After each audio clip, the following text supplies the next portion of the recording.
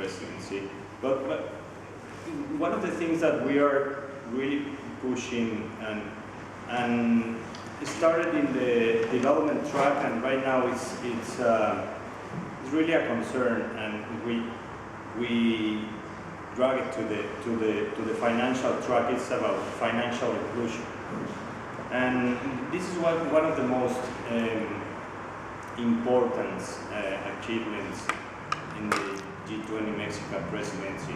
We are proposing three basic pillars in the idea of financial inclusion. One is financial inclusion itself, which is access and usage of financial services, and a second one is financial education, and the third one is consumer protection. And we are doing a lot of things around these things, and around the most important for the financial inclusion is right now we are proposing a peer learning program where countries can exchange experiences and best practices on how to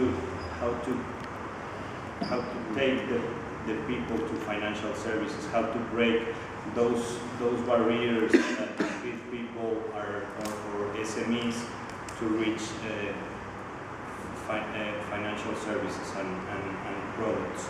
And we have a very good response from countries. We are planning to launch this peer learning program on the Los Cabos summit in June, and also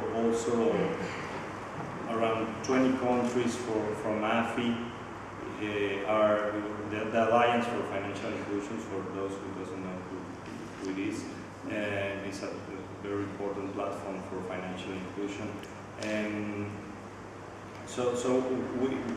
I think that this topic is one of the most important. So also we are following up things about the green growth and agri-finance and of course stability and a lot of topics. But on green growth, it's not my area of expertise, but I can read you a couple of paragraphs that a little bit summarizes what we're doing in Mexico. Over the past few decades, important achievements have been made regarding income and living standards worldwide. However, economic growth and development have come at significant cost to the environment. In a world facing the pressures of a growing population, growth based on the unsustainable use of natural assets will have profound adverse economic and social impacts in the future, particularly on the poor, whose livelihoods are often more closely tied to environmental resources and who have limited options for diversification or coping. The recent financial and economic crisis provides a fertile ground to identify and promote new growth engines that not only spur global economic growth, but also ensure that the natural asset base that underpins development in the long run is used in a sustainable way. National objectives must recognize that economic, social, and environmental outcomes need to be achieved together. Green growth policies can serve as a practical approach that not only deals with environmental concerns, but also contributes to addressing core development challenges such as poverty and resource scarcity gaps, provide opportunity for fostering alternate economic production and livelihood models, and protects growth prospects from future energy and food price volatility, as well as impacts of environmental hazards.